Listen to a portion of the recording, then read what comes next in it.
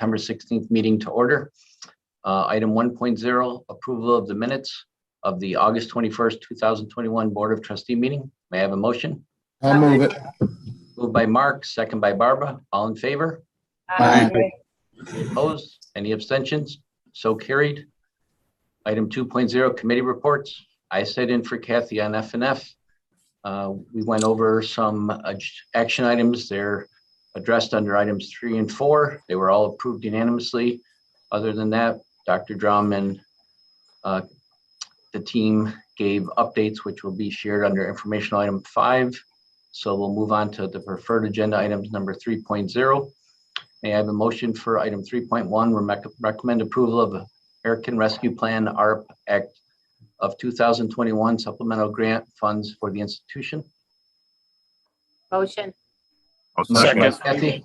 Second by Michael. All in favor? Aye. Aye. Any opposed? Any abstentions? So carried. Action item 4.0. We're going to take item 4.1 first. Recommend approval of slate of officers for 2021-22. I have a motion. So moved. Moved by Kathy, I believe, second by Mark. I just looked at hands. All in favor? Aye. Any opposed? Any abstentions? So carried. Action item 4.2, recommend approval of nominating committee members for 2022-2023. I have a motion. So moved. Motion. I heard Barb with a I'll motion. second. Second by Jason. Any discussion? All in favor? Aye. Aye. Aye. Any opposed? Any abstentions? So carried.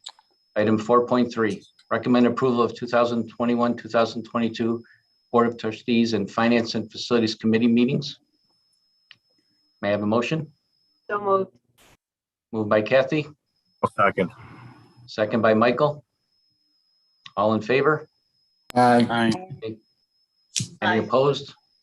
Any abstentions? So carried. Wait a minute, Anthony, the board retreat's going to be virtual also.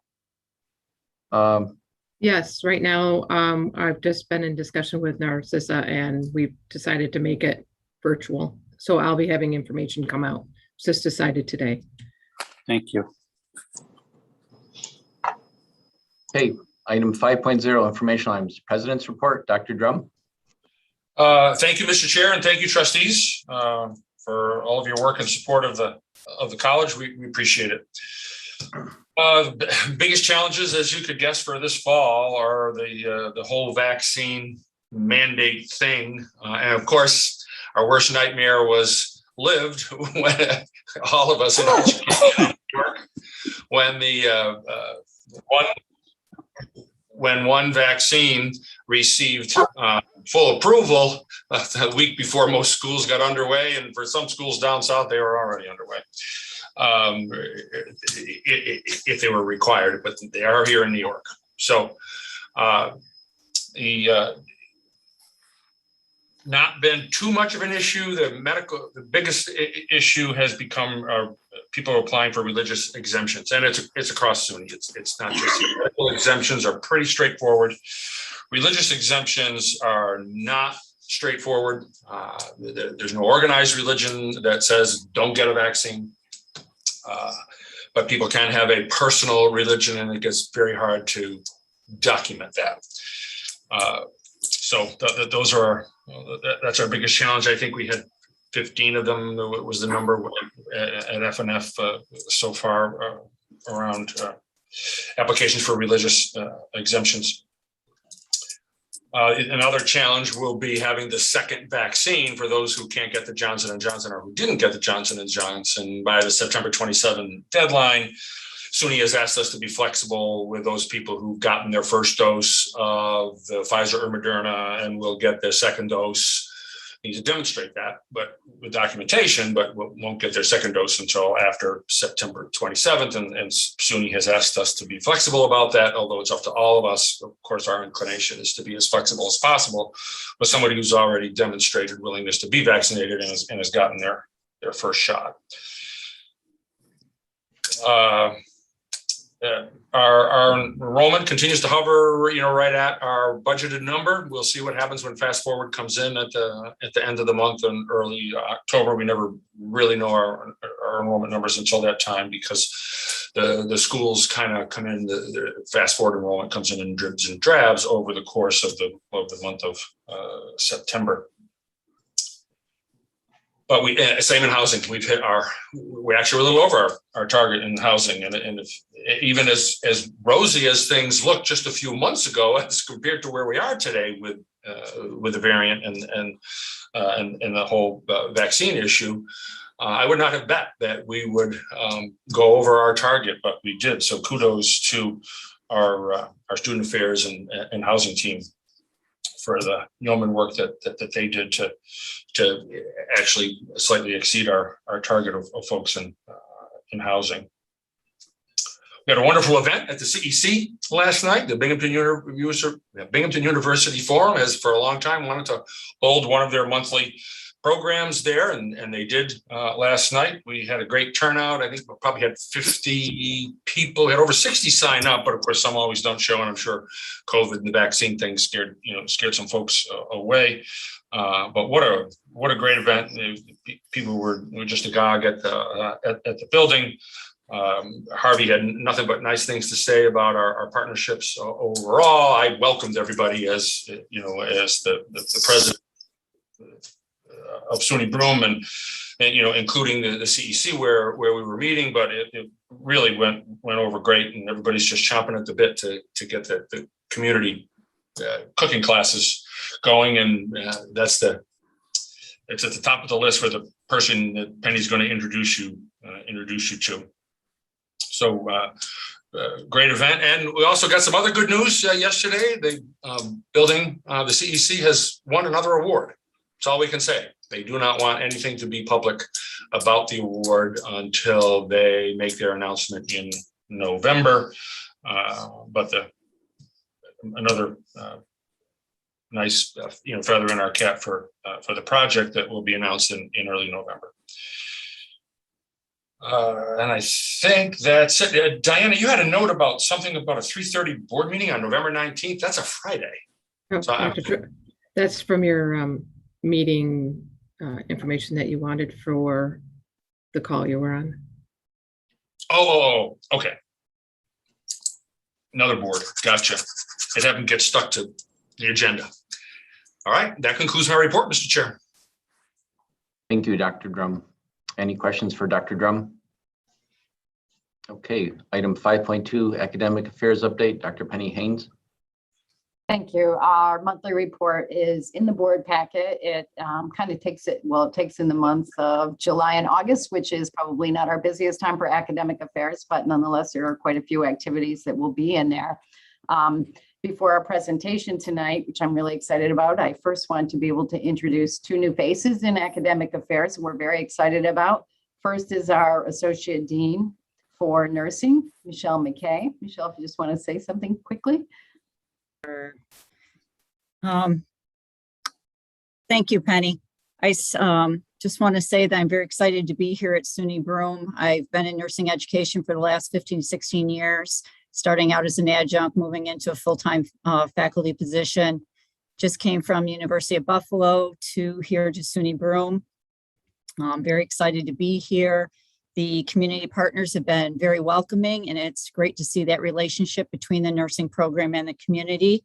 And as with all health science programs right now, we're very challenged with COVID, but we're both clinically and in the classroom, we're moving on. We're working through each challenge and just moving forward as best we can. So I'm excited to be here and work with everybody to produce the nurses we need. Thank you, Michelle. And next we have our new Associate Dean for Hospitality and the Culinary and Events Center, Michael Stamens. Michael? Thank you. So I just want to say I'm excited to join the team here at SUNY Broome. The Culinary and Events Center is an amazing facility, which gives our students a great experience and look into the hospitality industry. I was lucky to join such a fantastic faculty and staff here at SUNY Broome. And we're currently working on workforce development courses as well as our recreational classes for the community. We look forward forward to welcoming all of our community into the Culinary Events Center. And those should be announced right around the grand opening. And I came from SUNY Schenectady, where I served as an associate professor for 9 years. I was one of the tri-chairs for our Achieving the Dream initiative, as well as our team facilitator for Guided Pathways. And I look forward to working with a lot of those things and continue to work with Guided Pathways here at SUNY Broome. I'm just excited to join the team here. So thank you very much. Thank you, Michael. Yes, we're very excited to have our 2 new associate deans. And I'm also very excited tonight to have a presentation by Dr. Kenny Leet, who is our chair for physical sciences. Kenny has done a really amazing job with the environmental science program and is really trying some new innovative things with the 717 shortened semester and her travel trip. So I'm very excited to have Dr. Leet present her program tonight. Thank you so much. I just need to share my screen, so bear with me for a moment. I want to show pretty pictures. Let's see. All right, and I hope that is viewable for everyone. We had a program review kind of in the midst of COVID for environmental science program. And we're kind of, I think, leaning in after that program review and after this sort of COVID world to applied learning. Most of our students come into environmental science wanting to work outdoors, whether that be a DEC officer or we've had a few students transfer to California Maritime Institute, actually, to captain ships and work with oceanography. So there's really a variety of fields our students go into, but they all are founded in this love of the environment and sort of wanting to work in the outdoor world. So based on our program review, we looked at our program as a whole and what our real strengths were. And one of the things we always loved, but maybe found was a weakness, was what I like to call the dining menu of our courses, right? If you go to a diner, you can take, you can eat anything you want, but there's a lot of options, and sometimes that can be paralyzing. And we found that that actually could be for our students as well, right? If they didn't come to Broome knowing exactly where they wanted to transfer and what they wanted to do, there was nothing really kind of keeping them in the course sequence. And also, if they came into our classroom, we didn't know what courses they had in the past. So we restructured our program based on our program review, just tweaked a few things and leaned into this 717 course model with a few kind of new courses and putting things in a planned sequence so we can scaffold students' skills so they can really build on what they do from semester to semester. So for example, we developed a new environmental science field methods course to introduce them to everything they would need. And really excitingly, in our second fall semester, we're calling it a travel semester in the first 7 weeks. Really, they're only away from campus about 2 weeks, but we have these wonderful travel courses that were only accessible to students if they had time and money in the summer or the winter term. And so it was a real burden, right? So we looked a lot at accessibility, right, to these opportunities and how we might improve that so that all students who want to have that opportunity are able to. So by embedding them into a fall semester, we're really hopeful that that will provide more access, more equitable access to students for those opportunities. We've also moved our senior seminar to the fall term, which is kind of different. But we found that our undergraduate research, which a lot of our faculty participate in, a lot of those conferences actually take place in the spring, as well as our regional science conferences. So our students will actually be able to present what they do and their work in the spring. So like I mentioned, these 2 travel courses we've actually taught in the past. So I'm just going to show a few pictures while I talk here. So the first one is mountain geology and climate. So we look at, how our mountains were built and how they're shaped by weather, by water, by glaciers, and how they're changing with today's climate. And why we use mountains to study climate change. So we visit the Mount Washington Observatory at the top of Mount Washington. They do a lot of research now in climate change. We've seen, changes in climate as we've been there. throughout the years that we can share with the students. So it's a lot of, learning by seeing and by doing and experiencing, right? This is home of the world's worst weather. So we really get to talk about and educate students about everything that's going on in our environment in the field, right? So this will be part of one of those experiences that'll be embedded into that second fall. And we've already seen a slight uptick in enrollment. Not sure if that's exactly related yet, right? Because it's not a trend, but we really hope to see improvement in retention, right? Especially that fall to fall. And then the second opportunity that I wanted to show some pictures from is the Oceanography course. We work with the University of South Carolina and their Baruch Marine Institute outside of Georgetown, South Carolina. They have wonderful laboratories. We were able to participate in their fish sampling, go out into Winyah Bay on their boats, go out to Barrier Islands, look at their instruments where they're monitoring tidal changes, sea level changes, right? And we can access that from the classroom before we go, and then go down and see how they're doing all of that, in real life, right? So we have a lot of lab time and a lot of time out in the fields. And again, this is part of that program review and seeing that really there is quite a cohort of students who is really interested in marine science and oceanography. So wanting to make sure that that's one of the experiences, right, that we're able to give them. And then the last piece is somewhat related. It's not embedded into our field science course, but it's something I'm really passionate about. It is short-term study abroad. So not all of our students, especially a community college student, I think, can study abroad for a full semester. And I was a college athlete, so I couldn't, I always wanted to study abroad, but couldn't take a whole semester off. So I always took advantage of short-term study abroad as a student. We took a group of students 2 years ago to Iceland, but unfortunately, it was through a tour company and it was very expensive, much out of reach of the typical community college student. And we knew that we could just do it better. So this summer, Professor Smith and myself returned to Iceland to look at how we could reduce the student costs, improve the cultural experience. Unfortunately, they fed the students cheeseburgers and French fries, which they were all very upset about. They want the full experience, right? In short-term study abroad, you want to get the most bang for your buck, so to speak. We're only there about a week. So how can we have the richest cultural experience, right? And food is one of those ways. So how could we do that inexpensively? We also wanted to assess our field sites and how they related to our learning outcomes for our assessment, right? And then do a little bit of risk assessment too, right? Which is actually something that we're embedding into the environmental science curriculum, right? So all of our students will be knowledgeable in how to assess a site for risk and how to communicate that to others. Again, these are students that want to work outdoors, work in the field.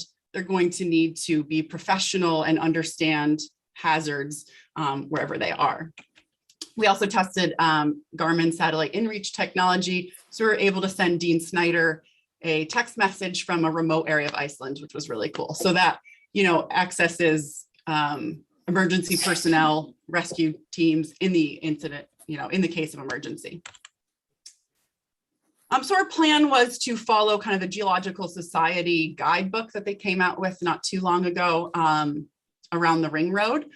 We realized that's a little ambitious, probably for what we're trying to do for short-term study abroad. So the course will evolve into kind of a blend of what we did with the tour group and then some of the new sites that we looked at this year. The big way that we reduced cost was actually by staying at hostels, youth hostels.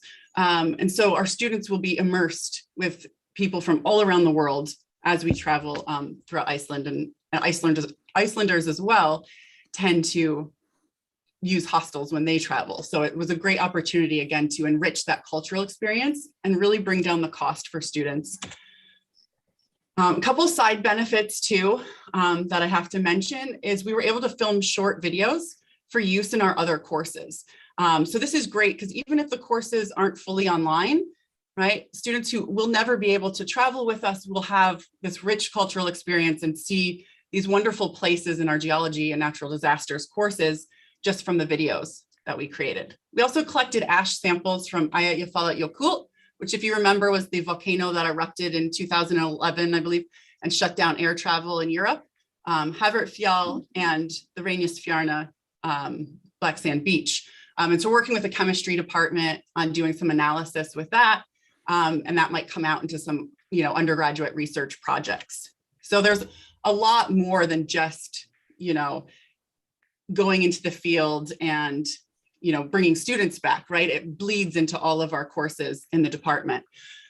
For those of you that don't know, the Reykjanes Peninsula on Iceland has been erupting throughout most of COVID.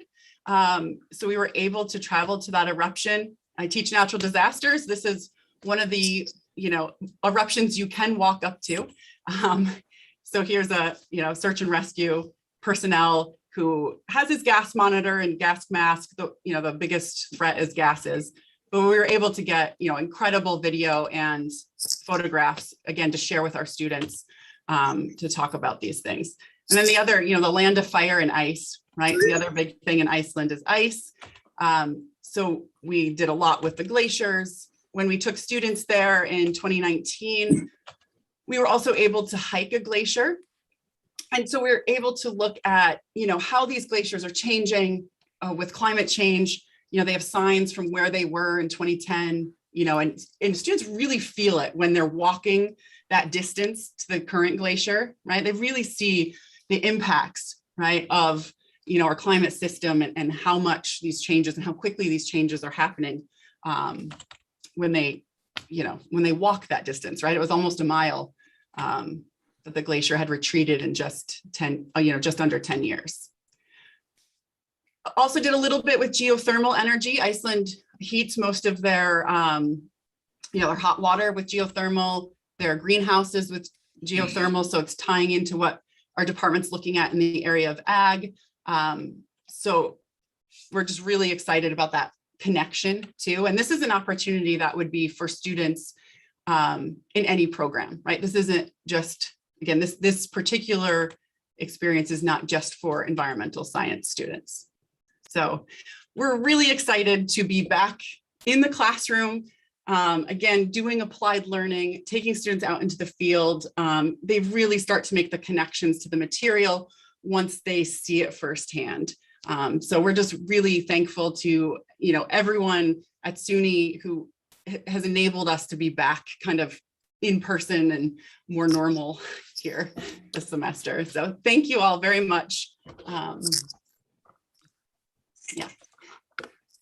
Thank you, Kenny. That is just, it's such a great example of utilizing the program review process and improving the program and looking at some of those innovative techniques. So I'm pretty certain that there are probably, if any, there's very, very few community colleges that are doing this kind of programming. And I think that really we can really market this and really build that program. So thank you, Kenny. And with that, that concludes my report.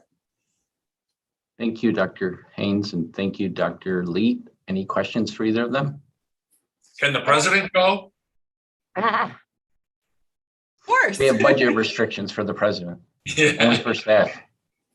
Anthony, I don't have any questions. I just want to say I thought that was a tremendous presentation and very exciting. And I love, there's lessons in there because your enrollment's going up and it's a high energy, high, it's just great what you've done and how you've come around it, the challenges that you had in years past. So well done and a lot to learn from what you've done. I agree, Kathy. Thank you. Yeah, thank you. Any other comments? Anthony, just one note. I know Dr. Haynes introduced Dr. Mckay, and I just wanted to let the board of trustees know I've now met with Dr. Mckay several times and have enjoyed meeting with her. Also very high energy, a lot of great experience and a lot of great New York experience, which I think is a really great benefit to us. Love her ideas and the way she really wants to mobilize what is becoming even a greater crisis in our community as the vaccine mandate is about a week away. So I just want to say she's been a delight to work with and very engaged. And we do have a important upcoming meeting in early October where the community healthcare systems and some local foundations will be coming together with the team at SUNY Broome and myself chairing the subcommittee of the board, as Anthony had asked us to do. And I'm very excited about it. I think we've got a good agenda. It's going to level set for all of us where we sit in the community, ideas that her team has around expanding the nursing school and things that we can do to really start to stimulate more interest in the community and draw more into the profession. So I just wanted to update and say I'm very excited and very pleased to have you be with us. Thank you, Kathy. Item 5.3, student assembly update, Michael. Thank you. We have, well, election update. We have numerous essay student packets out. They're going to be due tomorrow on the 17th. Our open forum for student elections will be on the 21st, and the elections will be held between the 22nd and 28th. Hopefully, we'll be able to fill student assembly back up again from where it is now. And that concludes my report. Thank you. Thank you, Michael. Any questions for Michael? Item 5.4, BCC Foundation Report. Kathy Williams. Hi, everybody. My report is in the packet. However, I'll just talk about a couple of highlights. July 1st was the beginning of the new fiscal year for the foundation. And we have been pretty busy working on a lot of programs and activities for the fall. As of July 31st, 1 month into the fiscal year, the foundation's total investment portfolio was approximately $41 million, of which a little over 40 million of that was endowed. As of July 31st, 2021, the foundation's total assets were valued at $47.5 million, which is a record for the foundation, and that does include beneficial interest in perpetual trusts. In comparison, in year-end June 30, 2021, which was the end of our fiscal year, I did report that out to you at the last meeting when our total assets were 47.1 million. As of July 31st, public support revenue with 1 month into the fiscal year was $43,000, and compared to the same time last year, 1 month into the previous fiscal year, of $39,795. As of July 31st, we had a total net gain for the first month of the fiscal year of $685,000, and that was directly related to a $740,000 increase in realized and unrealized gains. For comparison, last year, 1 month into the fiscal year, we had a net loss for the fiscal year ending 16/2/13. So again, most of our gain usually is centered around the investment activity of our endowment. So, but again, that continues to be good news with our portfolio. Our fundraising through this week actually is a little over $101,000. And we've just gotten 3 new commitments from corporate sponsors and individuals to support various scholarships. We have some our annual grant proposals that'll be due in December, and our staff is working on that. And most of our efforts are now being concentrated on the fall appeal programs, which include a scaled back phonathon. We do a direct mail, community friend, board, and trustee mailings, and a corporation mailing. Our board president will be sending out a direct mail appeal to all trustees, and we'd be happy to answer any questions that you might have about that. As the BCC Foundation Board has 100% participation in terms of giving every year. They invite the trustees to join them in making a charitable gift to the foundation every year to indicate to our community partners and the foundations that fund us that our leadership here at the college does provide annual financial support. And so that really makes a statement, and it helps us to achieve more private support through foundations. And mark your calendars for Giving Day. It's our 24 hours of giving on November 30th. And that is on what is known as Giving Tuesday. And so you'll be hearing a lot more about that. And we look forward to running a campaign and seeing how much we can raise in 24 hours. We have our second in-person alumni event since COVID began, and it will be this Saturday night at Tioga Downs. We have 110 guests joining us for this event. It's less than we've had in the past. However, it's still quite a crowd. We are taking every precaution that we possibly can and working with Tioga Downs. We have a large space, and we will be managing everything. And also Tioga Downs has just gone to all employees must wear mask order now. So we're looking forward to having a great, safe time on Saturday night. And I'm sure you'll hear some more about that as the fall semester goes on. Our fall magazine is in production. We're getting close to ready to send to printer. One of the things that the foundation is really happy to be doing with this version of the magazine is inserting in the center an 8-page double-sided physical timeline in recognition of the college's 75th anniversary this year. And so it's looking beautiful, and we're really excited about working with our campus partners across campus to celebrate all year long. So again, just some other key things. Our audit field work has been completed and to get within a couple of weeks, and it will be presented to our board prior to the annual meet, the foundation's annual meeting on October 29th.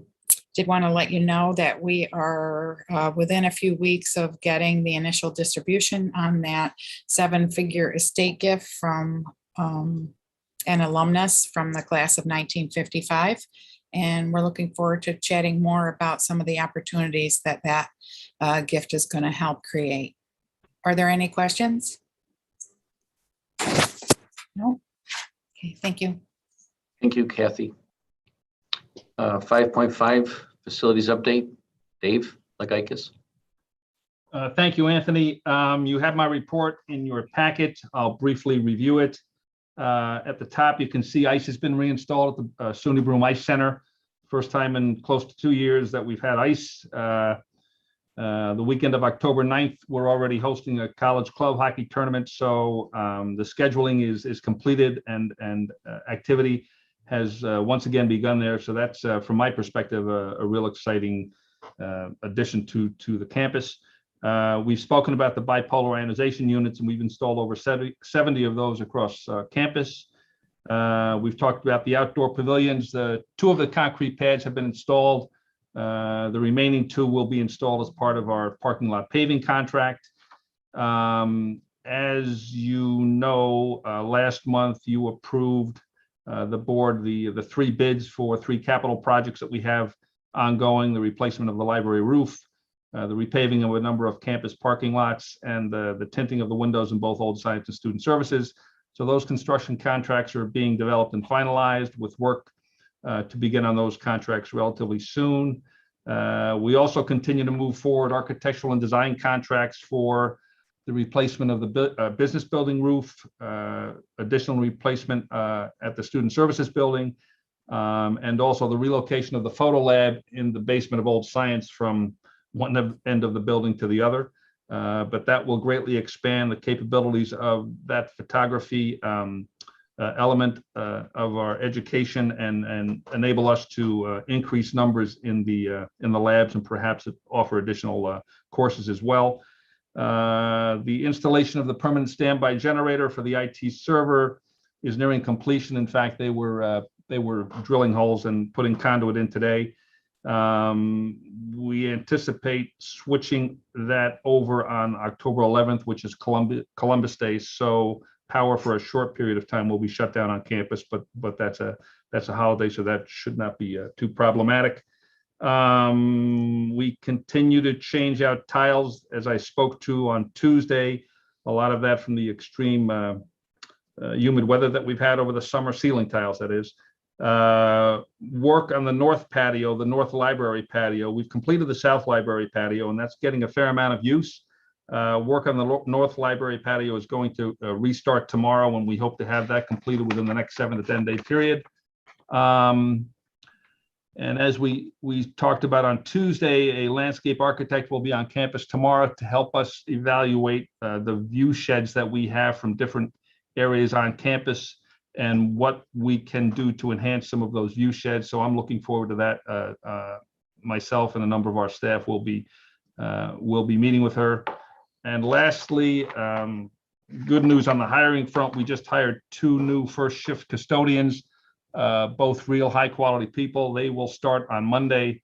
One will be assigned to Wales, one will be assigned to Tichenor, and we're looking forward to adding them to our crew. So that is my report. I would be more than happy to answer any questions. Any questions for Dave? Thank you, David. You're welcome. Anthony, I do just have one quick question, sorry. With the roofing contracts, do you look at all at the cooperative purchasing agreements, or will you put them all out on the street for competitive bid? Yes, they're put out for competitive bid. That's correct. Have you done any of the co-ops yet? We have not. Okay. But we are aware of those, Jason, and in fact, we just actually used a co-op to get the new 3-point lines painted at the Baldwin Gym for this this upcoming basketball season. So that was our first experience with that, and we intend on expanding that as we become more familiar with it. But thank you. It's a good point. Great point. Thank you, Jason. Items 5.6, 5.7, 5.8 budget transfers, grant approvals, investment reports. Michael, they're just standard as in the report. Correct. Yes. Okay. 5.9 human resource update. Lynn. Thank you, Mr. Chair. The personnel report reflects activity during the month of August and is offered for informational purposes. Thank you. Any questions on that? Thank you, Lynn. 5.10 budget and finance update. Michael. So you have the monthly update in your packet. It's the same as last month's forecast. College is projecting a balanced budget for the fiscal year that just ended 2 weeks ago on August 31st, with the anticipation of approximately $3 million of federal stimulus money to primarily partially offset the significant revenue losses due to primarily enrollment decline, but also some of the other revenues. Dave alluded to the ice arena being closed for the better part of a couple of years. That's, close to $250,000 of revenue that we get for ice rink rentals. So that's, we're fine tuning a lot of accruals over the next 45 days. The college is required to submit an annual report to SUNY by October 31st. So there might be some movement, 5 to 10% of some of the numbers, especially in the benefit area, for accruals related to pension. We haven't gotten the final fourth quarter pension bill from New York State retirement system. And we have to accrue for vacation leave time. And, we're just settling out August which is a heavy vacation time. So there's a number of numbers that we're still working through, write-offs for student accounts, bad debt for student accounts. So so this might move a little bit, but I think this fairly represents probably 98% of the dynamics that occurred in the prior year. As Dr. Drum alluded to, we're 2 weeks into the current fiscal year. Fall enrollment numbers are with a little bit of fast forward still in play for the fall. We're probably within 1% of our budget enrollment assumptions for the fall. You know, the next real big measure will be for the spring enrollment towards the end of January. Just finally, there was a little bit of discussion around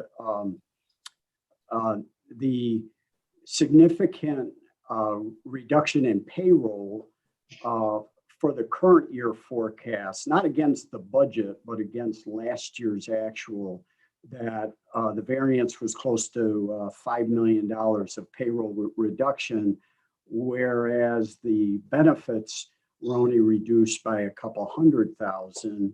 And generally speaking, benefits generally as a ratio of payroll is in the neighborhood of 45, 46%.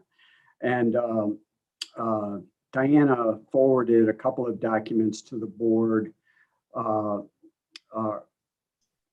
mid-afternoon, and there's a supplemental page there that attempts to explain. We really had two major events. The voluntary separation incentive program yielded on an annual cost savings about $2.4 million. But all of those individuals are entitled when they retire for the health retiree insurance. So you're saving payroll costs and you're saving other fringe benefit costs, but you're not saving health insurance costs because those individuals are entitled to qualify for retiree health insurance. So generally, when you're reducing payroll costs, you're ballparking about a 45% reduction in fringe benefits, but you can't with a retirement incentive plan because you're not going to save the health benefit cost, which is more than 50% of that 45% reduction ratio. So that was one major reason why the benefits, especially under health insurance, did not go down proportionally as much as normally the last 8 or 9 years of trend. The other major cost reduction on the payroll side was as student enrollment declined by well over 25% over the last couple of years. As enrollment declined, the college reduced the number of sections that were offered. Most of the payroll costs associated with that are with adjuncts and overload related to full-time faculty. Again, there wouldn't be any health insurance reductions related to that. Most of the part-time faculty don't qualify for employer-paid health insurance, and overload is kind of overtime for a full-time position. And again, they already have health insurance, so those costs wouldn't be reduced. So that was another major number in the neighborhood of I think it was 2.2 million in the document that was sent, where again, your benefits are only being reduced by 17% instead of by 45%. So those were the major variables. I had already mentioned at Finance Committee that there was a 5% increase in the health insurance premium costs, which only affect the college for 8 months because it's on the county's fiscal year. So it would be January 1 through August 31st for the fiscal year just ended. That will also impact the current year's budget for 4 months until the county's budget gets approved in the November, December time period for next fiscal calendar year. So those, there was some discussion at Finance Committee about just trying to understand the proportionality of the payroll reductions from compared to last year versus all of the fringe benefit and the reductions related to that. And that concludes my update for this month, Mr. Chair. I'd be more than willing to answer any questions. Thank you, Michael. Any questions for Michael? Okay, 5.11 Student Village Housing Report Update. Dr. Carol Ross Scott. Hi, good evening. The report is a standard report. There have been 83 bond payments made through September. As Dr. Drum said, we have exceeded our goal of 240 residents. We started the semester at 251. We probably have about 245, 46 residents at this time. That's my report. Thank you. Any questions? Just have one. What do we sort of attribute to the increase in housing? What do you think is prompting it?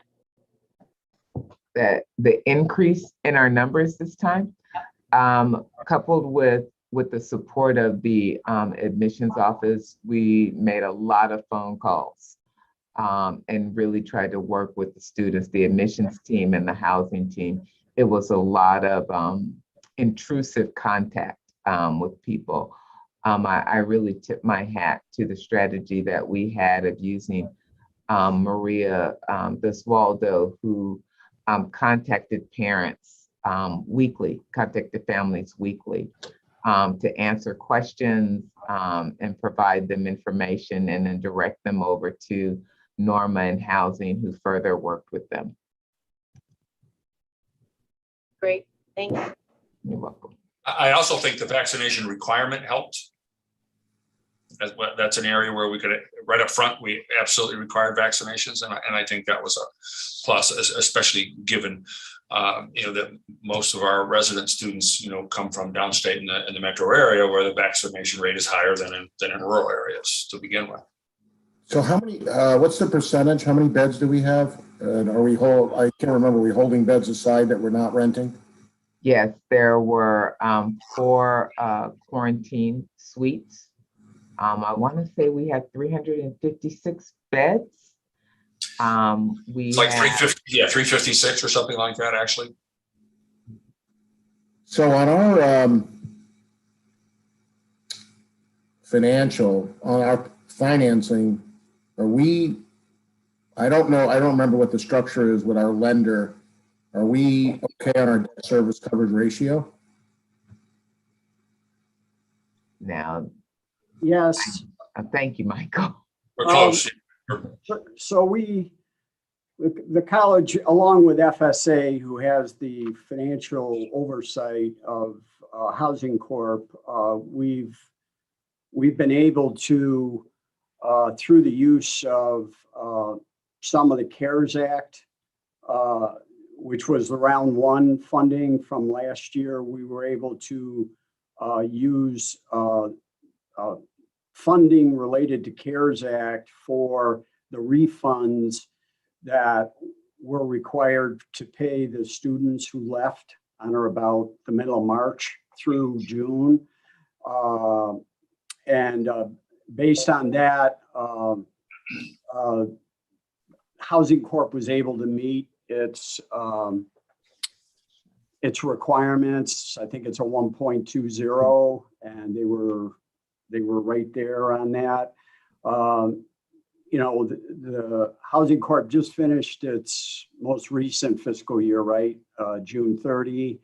And we will be able to utilize some of the next round of federal stimulus money. There's a pot that the board approved last month that have hardly any requirements around them. So we're going to be able to pay, especially write-offs and bad debt. related to housing, and based on some preliminary estimates, the college is very confident that it'll meet the financial ratio requirements again through June 30. And then with occupancy at about 245, which is better than last year's numbers, I believe. I think our average last year was around 210. 245 kind of is enough to hit the 1.2 ratio, but in the event it doesn't, we'll cobble together, either stimulus money or some other mechanisms to ensure that ensure we're going to achieve, not be in default with the bank.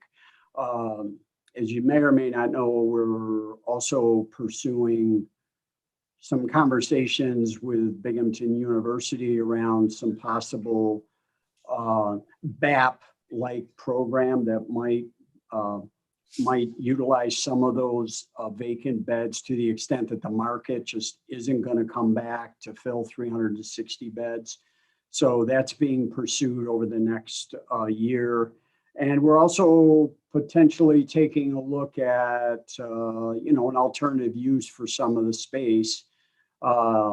If worst case plays out, we only have 200 to 250 beds filled. Can some of the space be utilized by the college for other purposes that are highly needed and create some kind of a lease arrangement between the college for the space? Of course, we would have to talk to the bank about, an alternative use other than housing, which I think is in the debt covenants. And of course, the refinancing of housing will be coming up in a couple of years because there's a call provision on, the financing after 10 years. So, the parties are gonna have to revisit all of it anyway over the next couple of years. But I think during this couple of years, the college is going to assure that we were in compliance with the bank agreements. Okay, thank you. That's a good question, Mark. And one of the first things we did before everything shook out was have a conversation with the bank back when Amy was here, and to ask, if they'd be willing to work with us on the debt ratio. And they, of course, through COVID, they said they would for a year or two, but so far we haven't had to renegotiate that. Michael, we're paying interest and principal, right? Obviously. Yes. Yep. So I just wonder, and we don't have to talk about it now, but just something to think about. There may be some restructuring or temporary restructuring with interest only, if that helps the big picture before, just to sort of get through, because I do think, well, personal opinion, I do think this will eventually change, I hope, but that's my thought anyway. Yeah, as you know, as I'm sure you know, because you're on the housing, there's a swap in there that is due in a year and a half, I think. So, and there's requirements for the debt service capital reserve. So to your point, whether it's interest only or we stretch out the term, there's several scenarios, and the college may want to tap experts like yourself to have some discussion about some possibilities that we might want to entertain with a bank. Yeah, I'd be more than happy. There's just been a lot of, I'm sure everyone has been in the same boat. There's been a lot of different scenarios that everyone's utilizing. So yeah, absolutely.